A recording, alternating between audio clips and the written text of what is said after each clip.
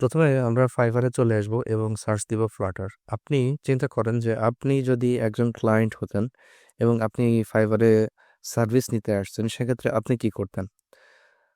Suppose আপনি আ Flutter সম্বন্ধে জানেন। আমরা এই ভিডিওতে ধরে নিচ্ছি যে আপনি এমন একজন ক্লায়েন্ট যে Flutter সম্বন্ধে জানেন এবং আপনি হচ্ছে আ Flutter ডেভেলপার স্পেসিফিক্যালি খুঁজতে আসছেন। মানে অনেক ক্লায়েন্ট থাকে না? দেখা যাচ্ছে যে সে Flutter বা হাবিজাবি এসব কিছু বোঝে না। তার জাস্ট একটা মোবাইল অ্যাপ দরকার বা একটা ক্রস প্ল্যাটফর্ম অ্যাপ দরকার। সে এসে কিন্তু তখন সে Flutter সার্চ দিবে না। সেক্ষেত্রে তার সার্চ দেওয়ার ধরনটা কিন্তু সম্পূর্ণ ভিন্ন হবে। তো আমরা এই ভিডিওতে ধরে নিচ্ছি যে ক্লায়েন্ট এমন একজন ক্লায়েন্ট যে Flutter সম্বন্ধে জানে। তাহলে সে ১ম এই কিন্তু এসে হয় লিখবে Flutter অথবা লিখবে Flutter ডেভেলপার। তাই না? আপনি চিন্তা করেন যে আপনি যদি হতেন একজন ক্লায়েন্ট, তাহলে আপনি কি লিখতেন? আপনি Flutter ডেভেলপার লিখতেন, কারণ আপনি ডেভেলপারকে খুঁজছেন। অথবা আপনি লিখতেন Flutter অ্যাপ, এরকম কিছু লিখতেন। তার মানে কি বুঝলেন? তার মানে হচ্ছে আপনি যে গিগগুলা বানান, সেই গিগগুলা অবশ্যই এই যে কিওয়ার্ডগুলা আমি উল্লেখ করলাম, এই কিওয়ার্ডগুলা ফ্রেন্ডলি হইতে হবে। যেন এইসব লিখে সার্চ দিলে আপনার গিগটা উপরে আসে। আরেকটা টেকনিক আছে, সেটা হচ্ছে আমি যদি Flutter লিখি, তাহলে দেখবেন অলরেডি কিছু সাজেশন আমাকে দেখায় দিচ্ছে Fiverr। কোন সাজেশনগুলো দেখাচ্ছে? যেই সাজেশনগুলা অলরেডি তাদের প্ল্যাটফর্মে ট্রেন্ডিং। তার মানে এই যে এইগুলাও কিন্তু ইম্পোর্টেন্ট। অর্থাৎ Flutter Flow নিয়ে তার মানে ক্লায়েন্ট অনেক বেশি সার্চ দিচ্ছে। Flutter app development, Figma to Flutter। ঠিক আছে? এগুলা তাইলে এই কিওয়ার্ডগুলো কিন্তু ইম্পোর্টেন্ট। এরকম আপনি যদি আ লেখেন মোবাইল, মানে মোবাইল অ্যাপ ডেভেলপার যদি কেউ খুঁজে, তাইলে দেখবেন যে এআই মোবাইল অ্যাপ ডেভেলপমেন্ট এটা সবার সামনে আসছে একদম উপরে। তার মানে এইটার কিন্তু খুবই ট্রেন্ডিং একটা টপিক। ঠিক আছে? তার মানে এইগুলা আপনার গিগের ট্যাগে বা ডেসক্রিপশনে যেভাবেই হোক এসইও ফ্রেন্ডলি করতে হবে। তো আমি অ্যাজ এ ক্লায়েন্ট আমি সাপোজ Flutter লিখে সার্চ দিলাম, কারণ অধিকাংশ ক্লায়েন্ট কিন্তু শর্ট একটা ওয়ার্ড দিয়েই সার্চ করে সাধারণত। ঠিক আছে? তো আমি যখন এটা দেখে সার্চ করলাম, তখন দেখেন আমার সামনে এই যে এগুলা আসছে, এগুলা এখানে দেখাচ্ছে যে Fiverr's চয়েস।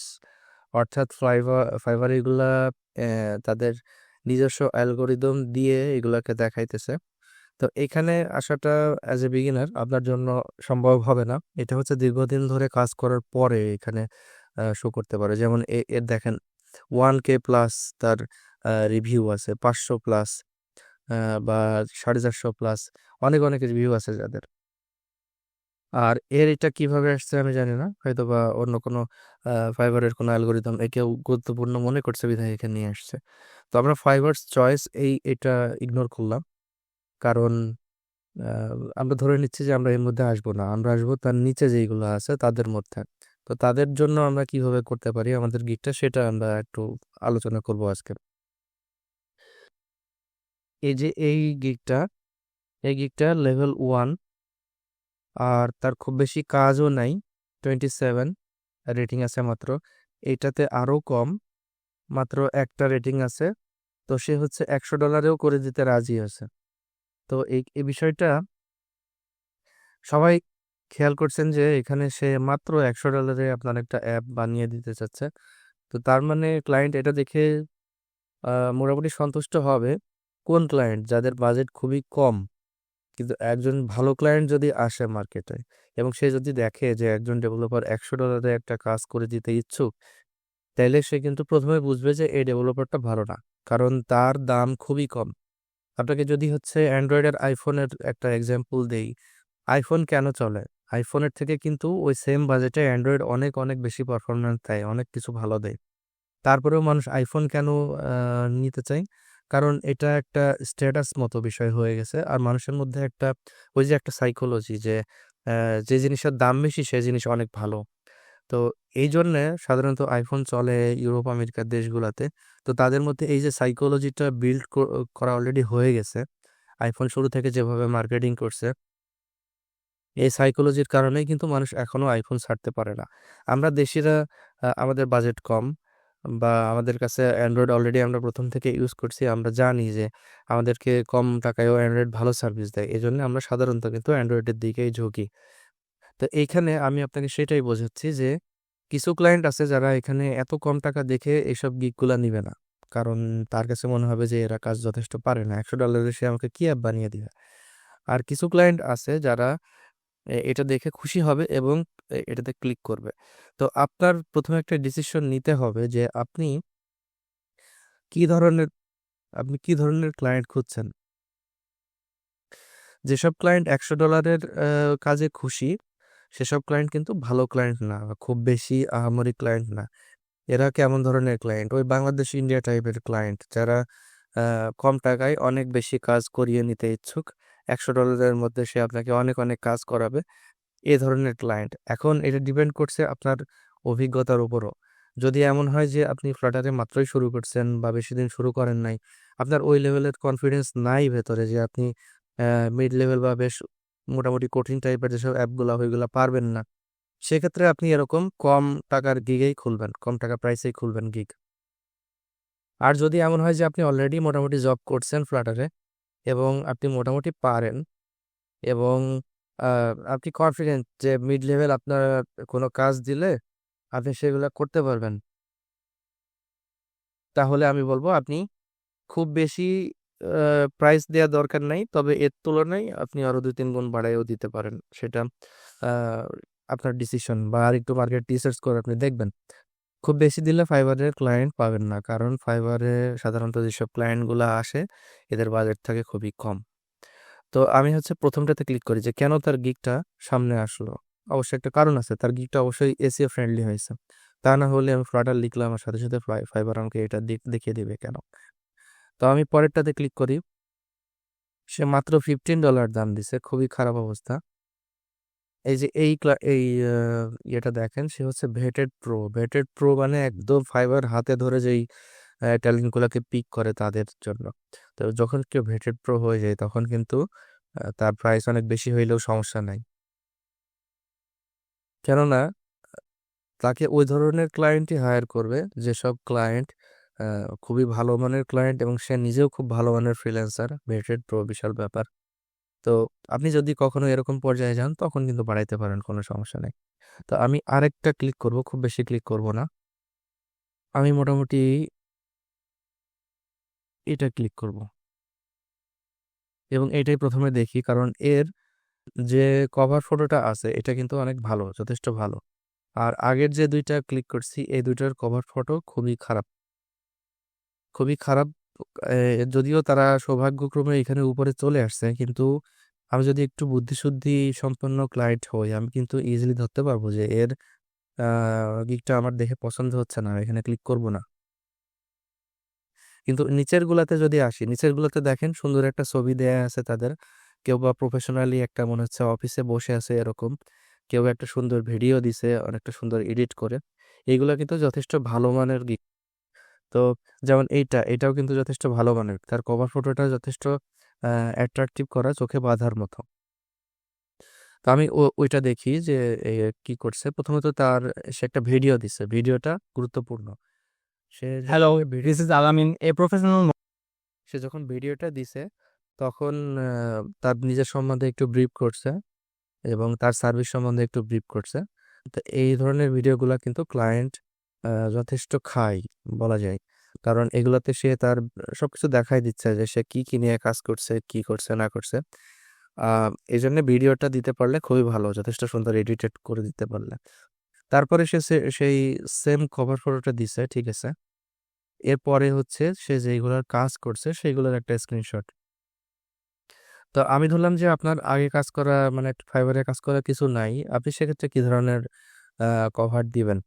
আমি দেখি পরের দিকে তার সেরকম কিছু কভার থাকার কথা যেগুলা সে কাজ করা ছাড়াই আচ্ছা নাই, কারণ সে অলরেডি এখানে অনেকগুলা কাজ করছে আহ যেইগুলা হচ্ছে ফাইবারেই করা, এই জন্য সে শুধু এইগুলাই শো করছে। তো আপনি যদি আপনার স্বাভাবিকভাবে যদি এ ধরনের কোনো কিছু কাজ না করা থাকে তাহলে আপনি কি করবেন।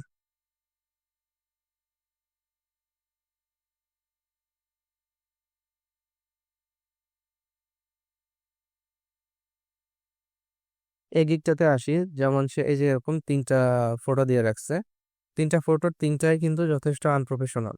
যথেষ্ট আনপ্রফেশনাল বলছি এই কারণে, যেমন এইটাতে দেখেন অতিরিক্ত অতিরিক্ত টেক্সট দেয়া, অতিরিক্ত টেক্সট দিয়ে হিজিবিজি করা।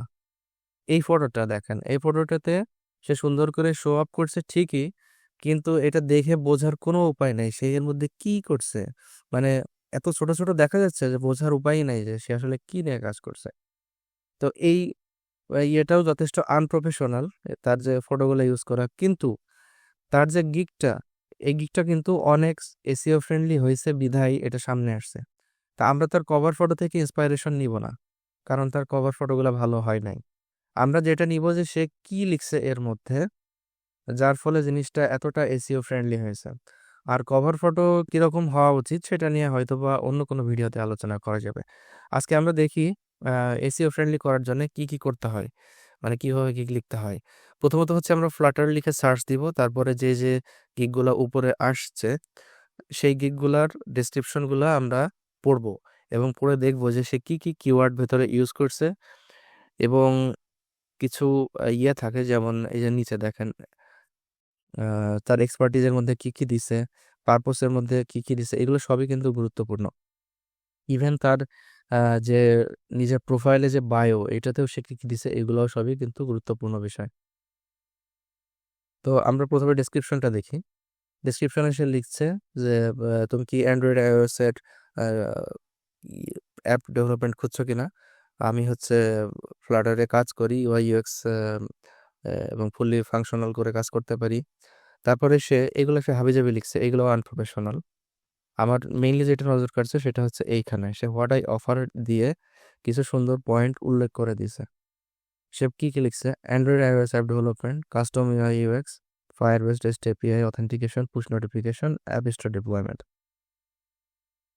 তো এখানে আমি যদি সার্চ দেই ফ্লাটার লিখে তাহলে এই জায়গাটার মধ্যে, তাহলে দেখেন সে ফ্লাটার শব্দটা উল্লেখ করছে 1, 2, 3 আর এইখানে 4টা। খুব বেশি উল্লেখ করা যাবে না, ঠিক আছে? আমি আগেই বলতেছি খুব বেশি উল্লেখ করবেন না, তাইলে মানে একটা কিওয়ার্ড বেশিবার উল্লেখ করলে ফাইবারের অ্যালগোরিদম ওইটাকে স্পাম হিসাবে ধরবে। তো আপনাকে সে মোটামুটি 4বার উল্লেখ করছে, ওরকম মানে 2 থেকে 3 ম্যাক্সিমাম 4, এটা আমার মনে হয় ঠিক আছে। তো ফ্লাটার শব্দটা সে যখন 4বার ইউজ করছে তখন স্বাভাবিকভাবেই এটা কিন্তু এসইওতে কাজে লাগছে তার। আবার নতুন কিছু সে কিওয়ার্ড ইউজ করছে, দেখেন ফায়ারবেজ। ফায়ারবেজ নিয়ে অনেক ক্লায়েন্ট সার্চ করে যে ফায়ারবেজ নিয়ে অ্যাপ ডেভেলপমেন্ট করবে। সো ফায়ারবেজ শব্দটা সে ইউজ করছে।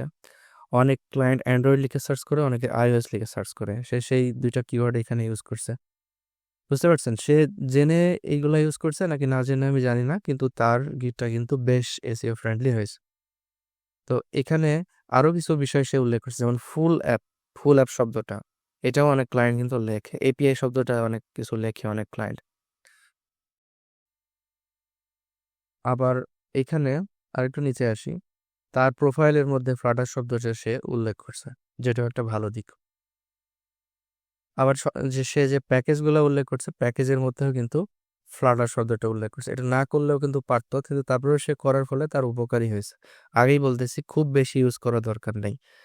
বেশি ইউজ করা দরকার নাই বলতে আপনি যে গিগটা খুলছেন ওই গিগের ডেসক্রিপশনের মধ্যে খুব বেশি ইউজ করা দরকার নাই, কিন্তু প্যাকেজের মধ্যে আপনি আবার একবার করে উল্লেখ করতে পারেন, কোনো সমস্যা নেই। একবার করে উল্লেখ করতে পারেন প্যাকেজে। ডেসক্রিপশনের মধ্যে ম্যাক্সিমাম 2 থেকে 3টা কিওয়ার্ড, তার বেশি না। মানে একই কিওয়ার্ড 2বার বা 3বার। তো সে হচ্ছে এফএকিউ নামে একটা সেকশন অ্যাড করছে, এটা আপনারাও অ্যাড করে দিবেন, কারণ এইটাও এসইওতে আপনার কাজে দিবে এবং এটাও যথেষ্ট হেল্পফুল একটা বিষয়, ঠিক আছে? তো এটা হচ্ছে আজকে আপনাকে মোটামুটি একটা আইডিয়া দিলাম যে কিভাবে, এরকম আরো আপনি 2-3টা ইয়ে ঘুরবেন, 2-3টা গিগ ঘুরবেন, তাইলে মোটামুটি সবগুলো ঘোরার পরে আপনি একটা আইডিয়া পাবেন যে আপনার ডেসক্রিপশনটা কেমন হওয়া উচিত। তো আমি আজকে মোটামুটি একটা আইডিয়া দিলাম যে গিগের যে ডেসক্রিপশন এটা নিয়ে কিভাবে রিসার্চ করতে হয়। অন্য কোনো ভিডিওতে হয়তোবা আমি আপনাদেরকে দেখাবো যে কিভাবে এই ফটোগুলোকে দেয়া উচিত, মানে কেমন সুন্দর হওয়া উচিত বা কেমন করে প্রফেশনাল করা যেতে পারে। আবার অন্য কোনো ভিডিওতে হয়তোবা বলা যাবে যে আপনার যে বায়ো আছে বা এখানে প্যাকেজের সেগুলো কিভাবে বানানো যায় সেটা হয়তো অন্য কোনো ভিডিওতে দেখানো যাবে। তো আজকের ভিডিও এই পর্যন্ত শেষ করছি।